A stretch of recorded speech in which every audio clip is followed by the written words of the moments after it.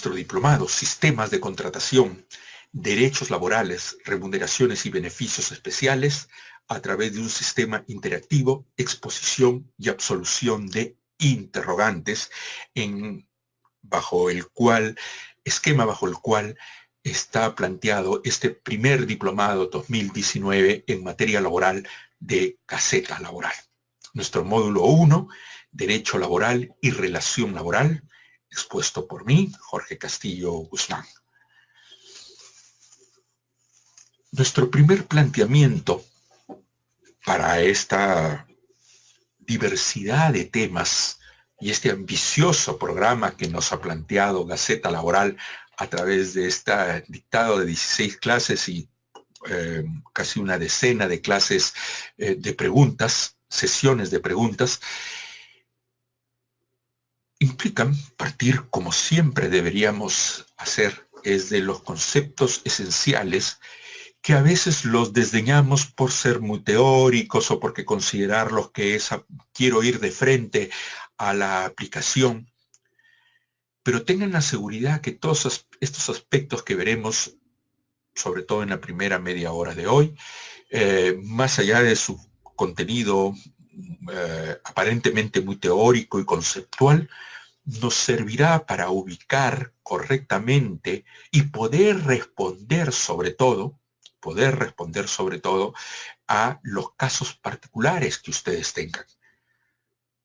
No todo está en la norma, no todo está en la exposición que pueda hacer yo como especialista.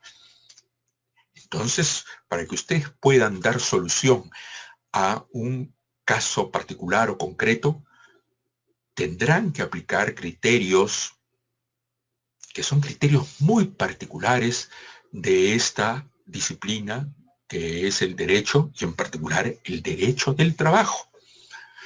Entonces, para entender el derecho del trabajo, sin pretender hacer una clase de historia, simplemente recordar que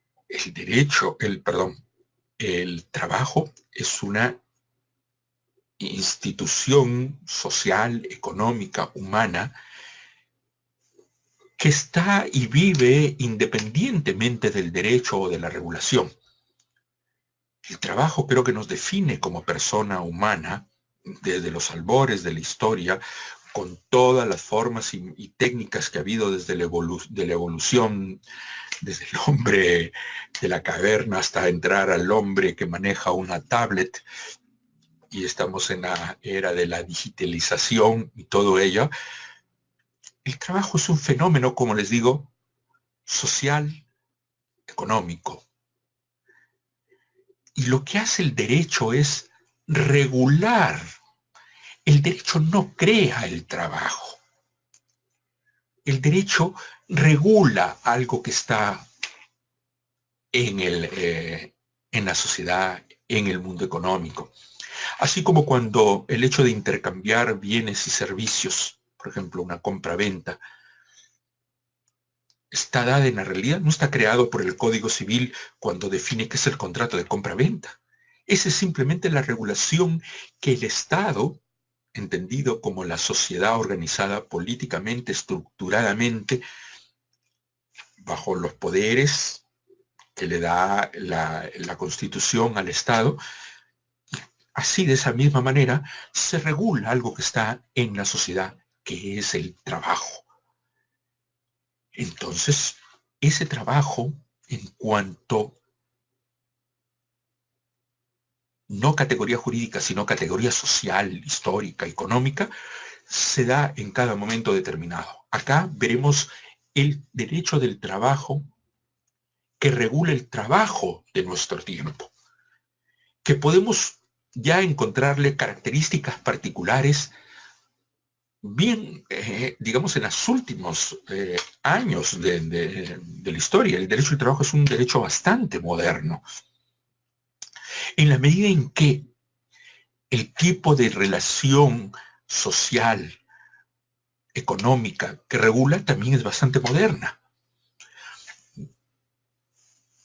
Hay que recordar esto para ubicarnos en los últimos 2 siglos aproximadamente, donde se produjeron los grandes movimientos sociales de desplazamiento del campo hacia la ciudad, donde la mano de obra esencialmente agrícola, bajo un sistema servil, se trasladó no solo en términos geográficos, sino también trasladó el esquema bajo el cual se planteaba la prestación de servicios a una prestación de servicios que deja de tener ese carácter muchas veces servil que había en las relaciones socioeconómicas en la agricultura, para convertirse en una relación más bien, si bien cargada también de aspectos sociales y económicos muy particulares, es del trabajo asalariado. El trabajo asalariado que se da eh, por esencia, cuando pensamos en trabajo, estamos pensando en el trabajador fabril, porque esos son los inicios, es quizá la gestación del derecho laboral moderno, que comienza a regular ese nuevo tipo de trabajo que se comienza a dar a finales del siglo XVIII, comienzos del siglo XIX, que regula la relación de la persona humana que presta su servicio personal en forma subordinada a el empleador. Y tiene como particularidad esta regulación que comienza a darle la sociedad, y la sociedad regula a través del Estado las relaciones económicas y sociales sobre la base también de consideraciones de carácter valorativo, ¿no? ¿Por qué, por ejemplo, determinar que debe haber un pago, que es ilegal el trabajo forzoso, que es ilegal o por qué acotar las jornadas de trabajo? ¿Por qué considerar una edad mínima para que se elaboren? ¿Por qué considerar que debe haber un descanso? Todo eso se hace bajo las consideraciones de carácter valorativo, porque en medio de esta relación de prestación de servicios no está el patrimonio de la persona, sino la persona misma. Y es algo que tiñe al derecho del trabajo, es algo que le da una particularidad, que no solo es una disciplina jurídica, sino también una disciplina social. ¿En qué medida? En que el objeto de regulación de este fenómeno socioeconómico, que es la prestación de servicios para un empleador, lo que está en medio de ello es la persona humana. Y la persona humana coincide también en el tiempo con la formación del Estado social de derecho. Aquel Estado, entendido, recordemos el Estado como la organización política de la sociedad, ¿no? Todas las sociedades nos organizamos en estados, ¿no? Donde el Estado asume la representación y la protección de la sociedad bajo ciertos esquemas y valores. En algunos momentos hemos tenido estados totalitarios, regímenes monárquicos, regímenes constitucionales, donde el foco de atención del Estado era a veces la permanencia y sobrevivencia del Estado. En cambio, el Estado social de derecho considera como su centro, como su principio y fin a la persona humana. Feliz coincidencia para el derecho del trabajo, en que comienza a tomar cuerpo el derecho del trabajo en cuanto a regulación de un fenómeno social y económico, insisto, con la conformación de un Estado en particular, el Estado social de derecho, aquel que garantiza la división de poderes, aquel que garantiza la existencia y protección de los derechos fundamentales, y que pone en su centro la y fin a la protección de la persona humana. No una clase social, no el Estado, sino a la persona humana. De tal manera que los derechos que se desprenden de esta persona, ya que estamos hablando no de una persona jurídica, sino del ser humano, son derechos humanos. Y muchos de estos derechos constitutivos de la sociedad moderna, que lo único que hace el Estado es reconocerlos y protegerlos. El Estado no asigna derechos. La teoría de derechos humanos parte del hecho de que el ser humano, por el hecho de serlo, es inmanente a su condición ciertos rasgos como son la dignidad, la libertad, el trabajo, ¿no? La vida en sociedad, la vida en familia. Entonces, los derechos fundamentales que reconoce, protege el Estado Social de Derecho, son muchos de ellos los que están relacionados con el derecho del trabajo. ¿En qué medida? En que el derecho del trabajo regula la prestación de servicios, no olvidemos, de la persona humana. Esto marca muchísimo de lo que vamos a ver más adelante.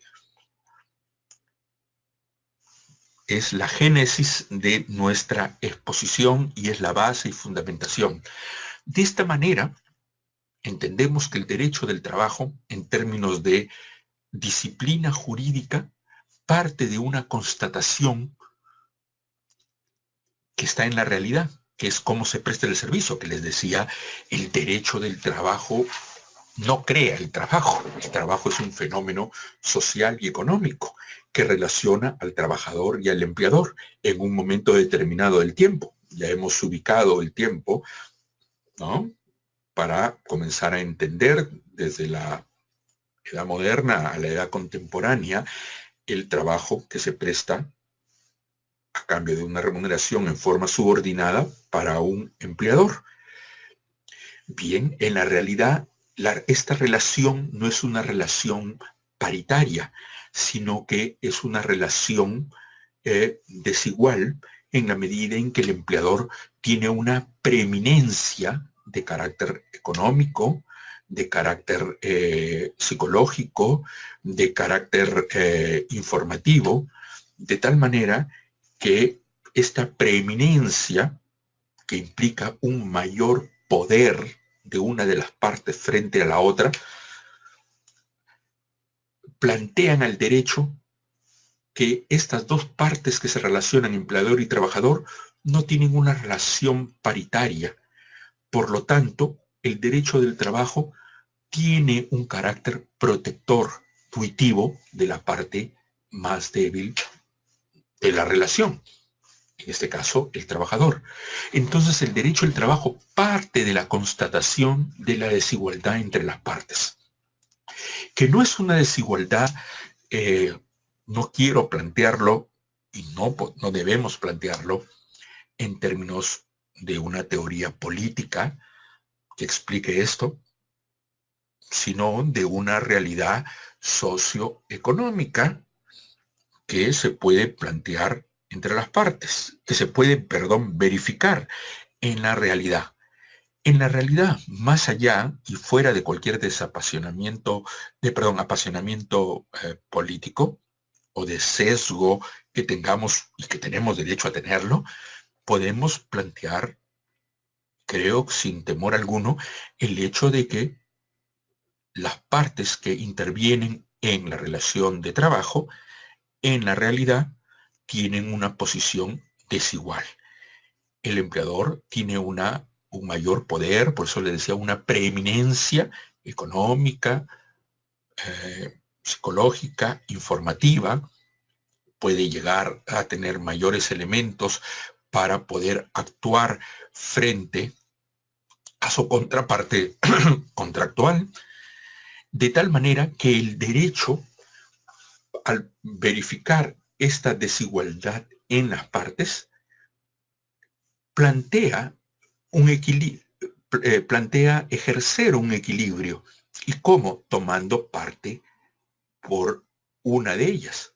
De tal manera que si simulamos un desbalance en términos físicos de o de ejemplificar esto como una balanza, el derecho del trabajo pone una mayor parte sobre la parte que está disminuida para tratar de equiparar. Por eso es que decimos que el derecho al trabajo es un derecho asimétrico que regula relaciones asimétricas, pero en sentido contrario, ¿no? Y ese sentido contrario se dibuja en el carácter tuitivo o protector del derecho al trabajo. A muchos no les gusta el derecho al trabajo por esto, porque está muy teñido de cuestiones valorativas, de cuestiones de carácter social. Todo derecho también está teñido de una parte de ello, pero el derecho al trabajo lo es más.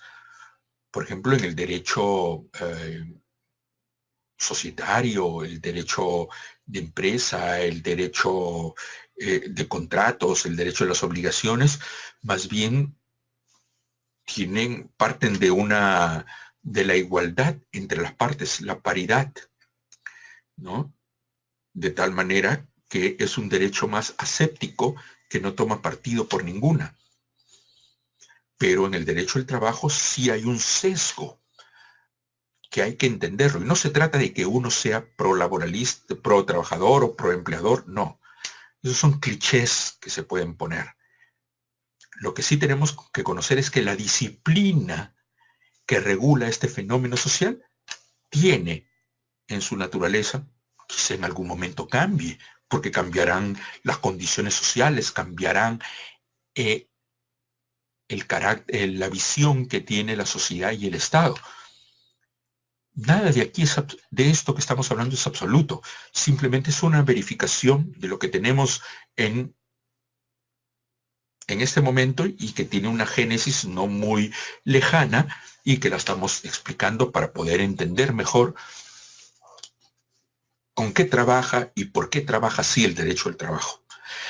Planteando una cuestión muy reductiva, porque el derecho al trabajo es una disciplina que maneja valores, principios, lo más operativo para poder ser, y dentro de las limitaciones de nuestro curso, vamos a ceñirnos a un elemento que es la norma laboral. Pero la norma laboral no es todo el derecho del trabajo, ¿no? La norma laboral es digamos, la parte más visible, es la externalización de todo un proceso por el cual la sociedad y el Estado dan una forma de regulación al fenómeno socioeconómico que se llama trabajo. Entonces, esta norma no es más que un constructo lógico, jurídico, que contiene un mandato que regula la norma laboral, regula esto que hemos llamado prestación de servicios a cambio de una remuneración en forma subordinada para un empleador. La norma laboral, al regular esta relación que hemos dicho que tiene en su centro a la persona humana y que, por lo tanto, constituye una parte muy sensible del cuidado que tiene el Estado para proteger a la persona, y ya que la persona está en medio de la relación laboral, es el artífice de la relación laboral, entonces estas normas son de orden público, en la medida en que son normas de obligatorio cumplimiento. ¿Por qué? Porque regulan cuestiones de carácter esencial o fundamental de la sociedad, porque la sociedad en este momento considera de esta manera la regulación de este fenómeno socioeconómico que es el trabajo. Eso puede cambiar en algún momento. En este momento tenemos, por ejemplo, una cuestión casi irreductible que toda prestación de servicios remunerada. y tiene una mínima excepción a través del, como veremos, del trabajo del voluntariado.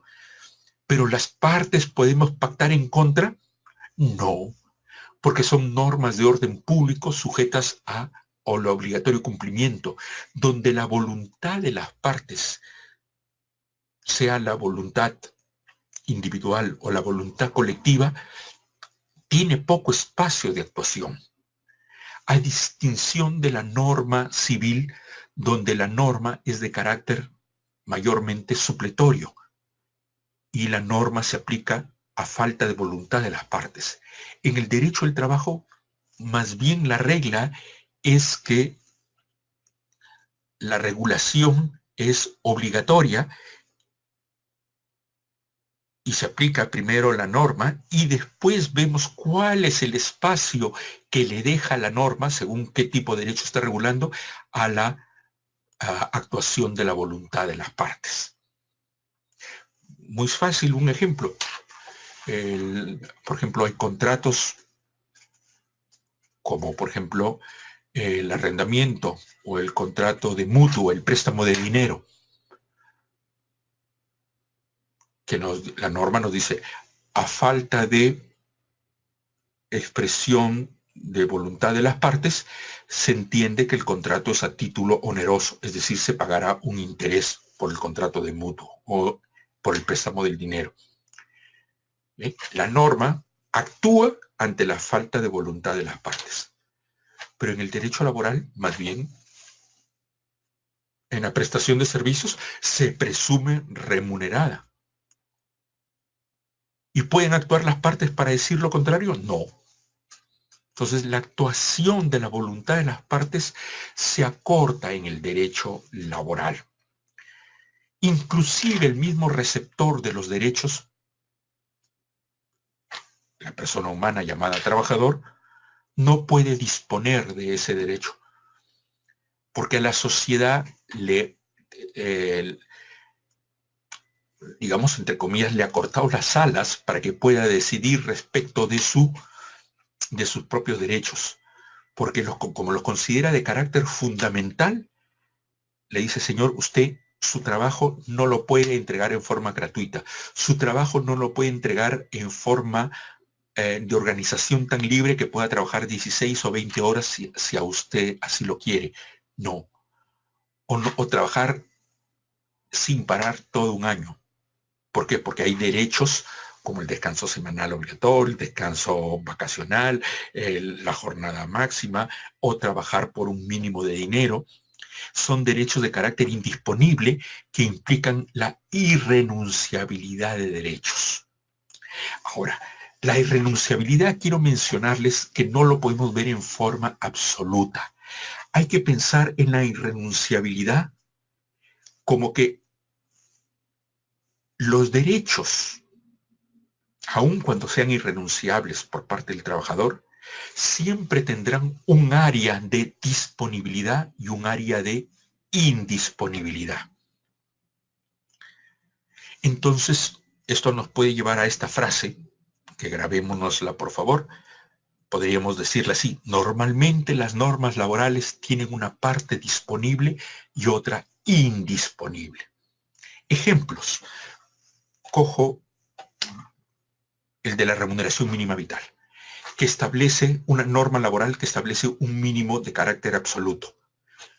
¿Se puede pactar por debajo de la remuneración mínima vital? No. ¿Por encima de la remuneración mínima vital puedo pactar? Sí. Puedo ganar más de 930, puedo ganar 1.800, 2.000, 3.000, 10.000. Si estoy ganando 10.000, ¿puedo pactar luego libremente con mi empleador ganar 5.000, es decir, reducir la remuneración? Sí. Entonces, el área que está por encima del mínimo es negociable. En esa parte hay disponibilidad de derechos. Por debajo, no. Entonces recordemos lo que les decía. Las normas laborales tienen una parte disponible y otra indisponible. Veamos un derecho que establece no un mínimo, sino un tope máximo. La jornada máxima de 48 horas. ¿Por encima de 48 horas puedo pactar? No. ¿Debajo de 48 puedo pactar? Sí. Puedo establecer jornadas de 45, de 40, de 36, o estando trabajando 40 horas, puedo subir a 45, y eso no implica desconocer derechos, porque estoy en la parte de disponibilidad. Así, todos los derechos, aun cuando tengan un carácter de irrenunciabilidad, hay que determinar cuál es la parte de irrenunciabilidad, es decir, cuál es la parte de indisponibilidad, donde no puede jugar la voluntad de las partes, ni tanto la voluntad individual de las partes, ni la voluntad colectiva de las partes, ¿no? Estas normas laborales se nos presentan a través de distintos tipos de normas. Eso es lo que se denomina el sistema de fuentes del derecho al trabajo. A veces estamos acostumbrados a simplemente ver una parte de ellas, la ley y el reglamento, nada más. Pero hay que recordar que tenemos por sobre ella la Constitución, que da el marco de los derechos laborales, bueno, en general de todos los derechos, y en los derechos laborales hay unos que son de ejecución inmediata, como el establecimiento de la jornada máxima de trabajo, el establecimiento de la remuneración mínima vital, y hay otros que tienen un carácter más bien no de ejecución inmediata, sino de que plantea un derrotero para que la legislación pueda desarrollar, por ejemplo, cuando se da la protección a la madre trabajadora o al menor de edad, etcétera, ¿no? Entonces, primero tenemos que tener como marco la Constitución, los tratados internacionales referidos al derecho del trabajo.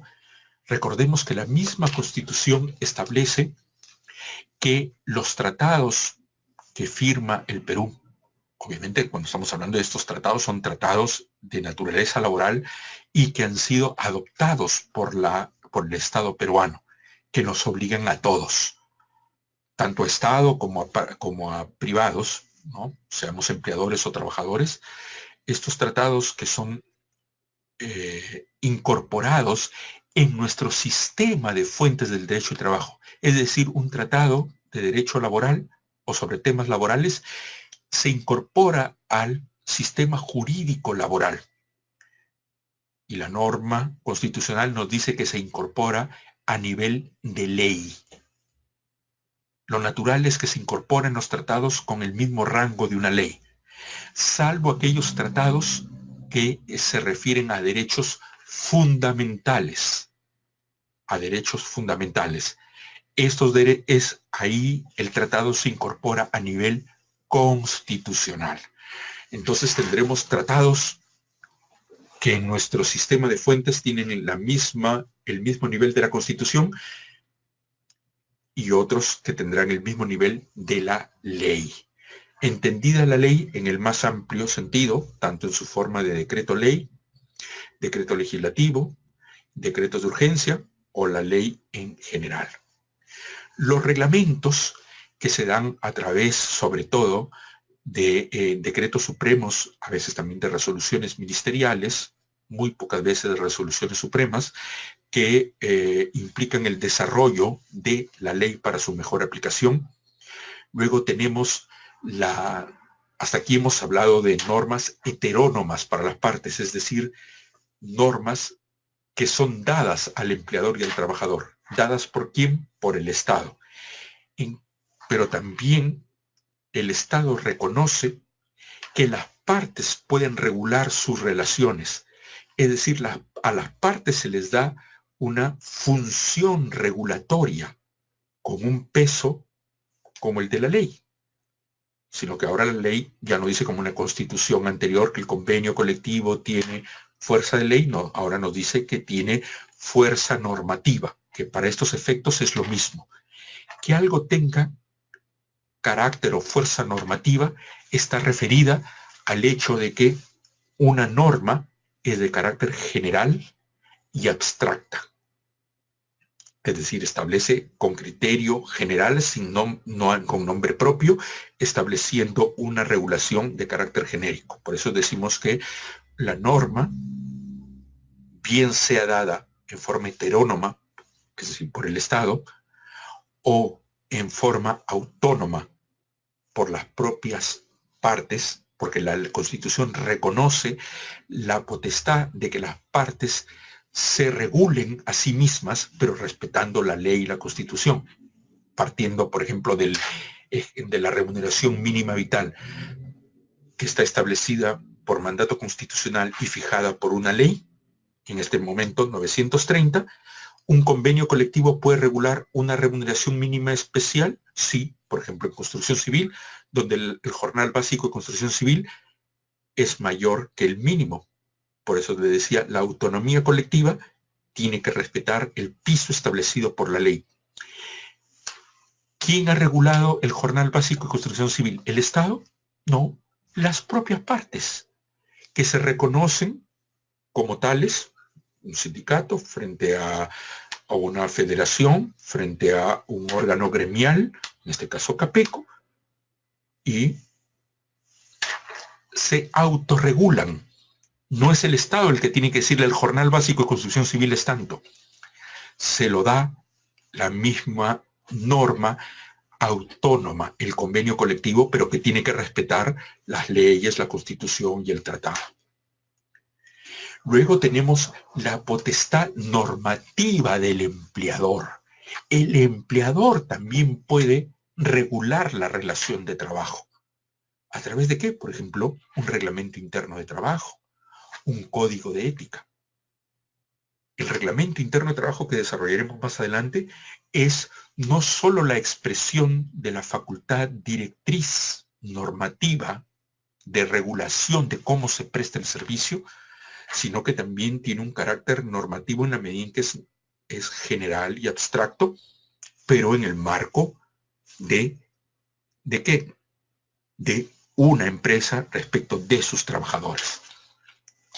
Luego también tenemos la costumbre, en la medida entendida como aquellos actos que sin ir contra la norma, porque no hay costumbre contra leyem, no puede haber costumbre contra la ley, la costumbre son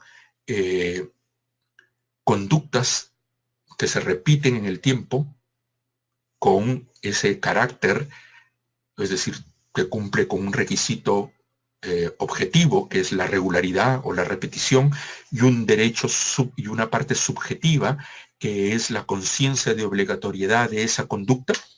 Entonces podremos hablar de que nace una norma por la costumbre. El problema es que la costumbre no es como la ley, que se presume el conocimiento de la ley y su aplicación, solamente basta invocarla. En la costumbre no solo hay que invocarla, sino hay que probar sus dos elementos, tanto el objetivo como el subjetivo. Luego tenemos, por último, la jurisprudencia, tanto sea de carácter judicial como administrativa. La jurisprudencia,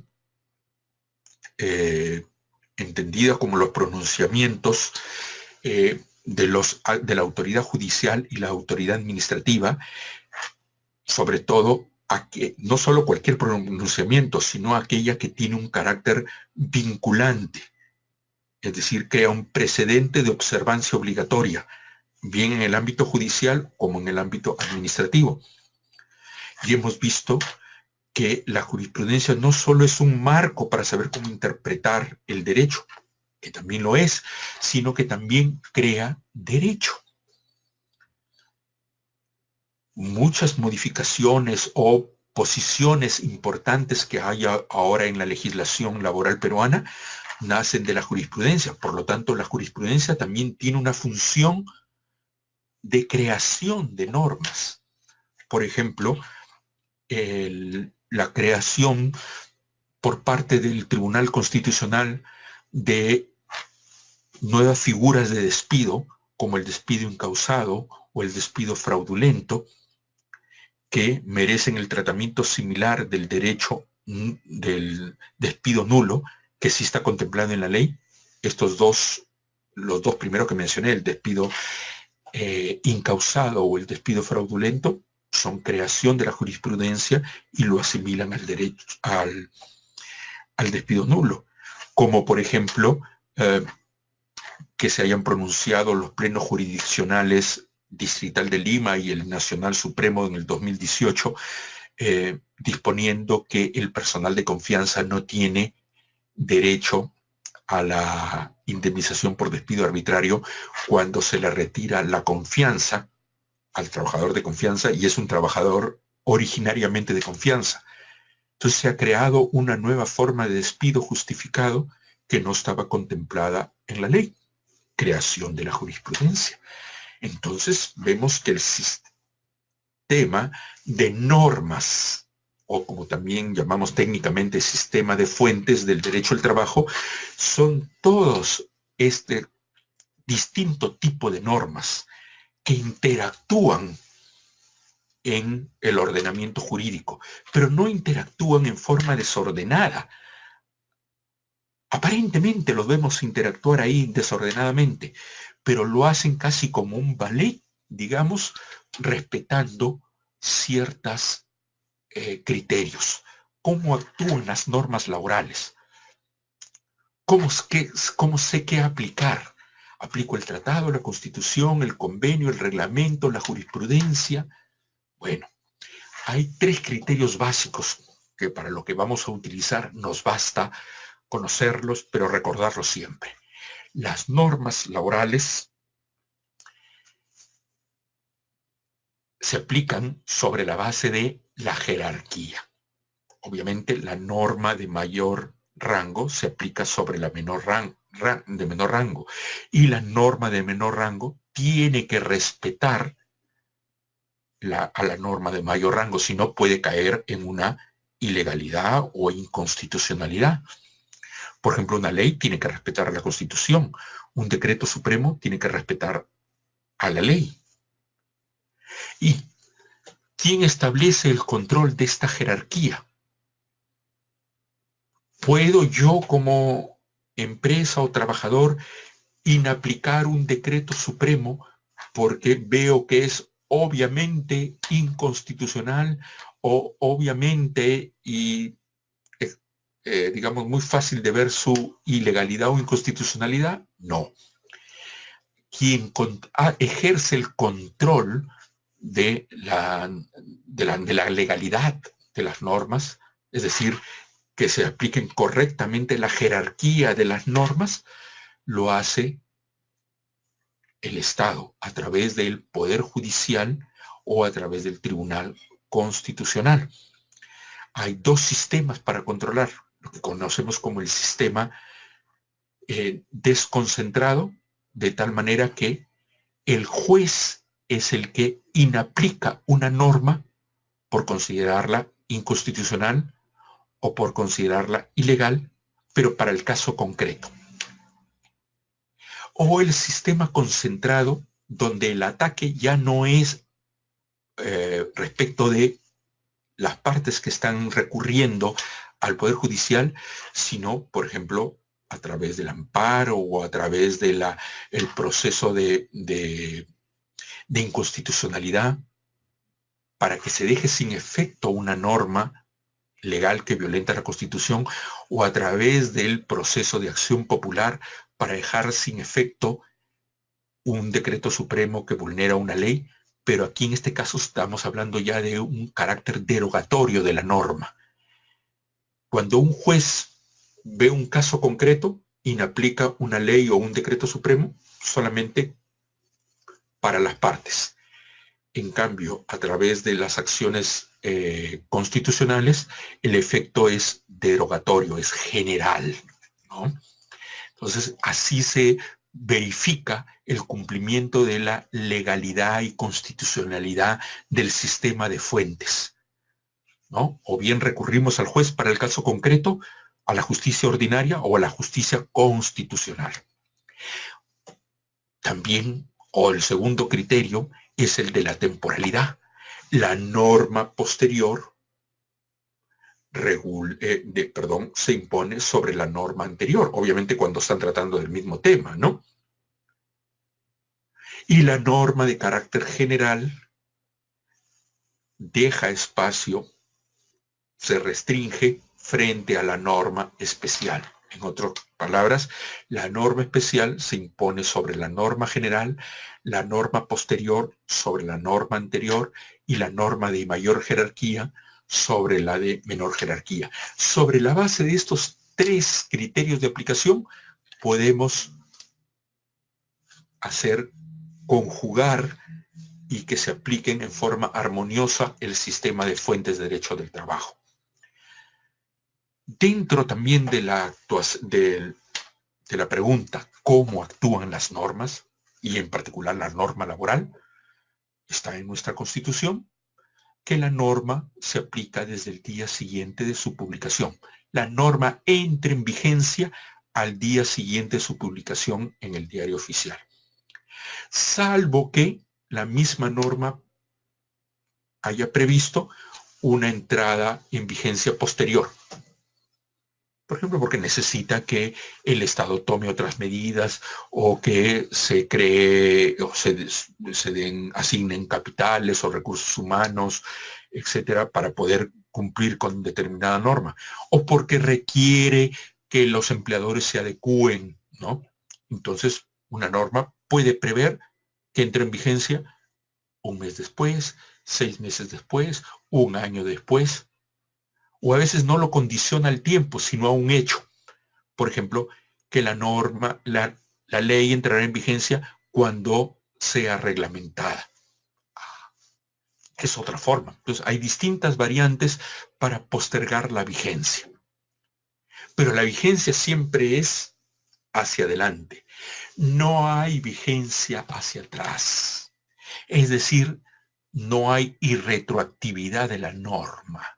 Y lo digo esto porque nos podemos confundir, porque la Constitución anterior, la Constitución del 79, permitía la la retroactividad benigna de la norma laboral. Es decir, cuando la norma era favorable para el trabajador, se podía aplicar retroactivamente. Con la Constitución del 79 había retroactividad benigna en materia penal, en materia laboral y en materia tributaria. Actualmente, con la nueva Constitución, la actual Constitución, para ya no hablar de nueva, porque ya no es tan nueva, la actual Constitución solamente ha conservado la retroactividad para efectos penales cuando es benigna para el reo. Entonces ya no hay retroactividad benigna para el contribuyente ni retroactividad benigna para el trabajador. La norma se aplica a los hechos y situaciones jurídicas que aparecen a partir de su entrada en vigencia. Por lo tanto, regula hechos y situaciones jurídicas desde que está vigente, de ahí hacia adelante, no hacia atrás. ¿Y la norma que fue derogada? Bueno, reguló hechos y situaciones jurídicas hasta el momento en que fue derogada. ¿Puede seguir regulando hechos y situaciones jurídicas posteriores a su derogación? No. Así como no hay retroactividad, tampoco hay ultraactividad. Entonces la norma no se aplica hacia adelante después que queda derogada, ni se aplica hacia atrás cuando entra en vigencia. Esto se sustenta en lo que conocemos con la teoría de los hechos cumplidos, que en materia laboral es importantísima, porque muchos, en una rápida y equivocada posición, decimos, porque los derechos laborales son, aplico el criterio de los derechos adquiridos. La teoría de los derechos adquiridos no es para determinar la aplicación temporal de la norma, sino para determinar ciertos hechos de conflicto o choque entre las normas. En el Perú, no solo porque lo estableció ya la Constitución claramente del 93, sino que anteriormente el Código Civil de 1984, si no me equivoco, que es nuestro Código Civil, estableció como teoría o posición para determinar la vigencia de las normas en el tiempo. Y el Código Civil en estos casos es importantísimo porque en aplicación de su título preliminar, ya que el juez no puede dejar de aplicar derecho, en todo aquello que no esté regulado, se aplica el derecho civil, el Código Civil, para cualquier ámbito del derecho administrativo, familia, laboral, etcétera, societario, en la medida en que no entre en incompatibilidad o desnaturalización de la norma o el fenómeno que se quiere regular. Y el Código Civil estableció la teoría de los hechos cumplidos, que no es otra cosa lo que les vengo mencionando, que la norma entra en vigencia, la norma regula hechos y situaciones jurídicas a partir de su vigencia, no hacia atrás, y la norma que dejó de tener vigencia no puede seguir regulando hechos o situaciones jurídicas posteriores a su término de la vigencia. Y los derechos adquiridos no es una teoría válida para regular o para interpretar la vigencia de las normas en el tiempo. Su último reducto había sido una disposición transitoria de la Constitución respecto de la conocida norma de pensiones del Estado, de la 2530, de la cédula viva, donde se había establecido que aun cuando hubieran cambios normativos, los derechos que se habían adquirido con la norma anterior seguían teniendo vigencia aun cuando se modificara la norma. Bueno, eso ya hace, creo que con el gobierno del presidente Toledo, hubo una reforma constitucional de tal manera que las normas posteriores en materia pensionaria de la 2530 tuvieron injerencia para las situaciones jurídicas relativas a derechos pensionarios, aun cuando hubiesen nacido con una norma anterior. Si lo pusiera en un hecho que nos está por ahí atormentando a los laboralistas, que se habla de la reducción del descanso vacacional. Por ejemplo, si yo soy un trabajador que vengo laborando hace 2 años y mis vacaciones se regulan con el decreto legislativo 713, que establece las vacaciones por 30 días naturales. ¿Qué pasa si aparece una norma que modifica el artículo del decreto legislativo 713 donde dice la norma, las vacaciones ya no son de 30 días, sino de 20 días? Yo podría decir, mi relación laboral comenzó regulándose con 30 días y tiene que continuar con 30 porque ya es un derecho que adquirí. No. La nueva norma que regula el hecho y situación jurídica de mi nuevo récord vacacional se regulará con la nueva disposición en la medida que el decreto legislativo 713 en esa parte de ese artículo dejó de tener vigencia. Entonces, de esa manera se aplican las normas laborales.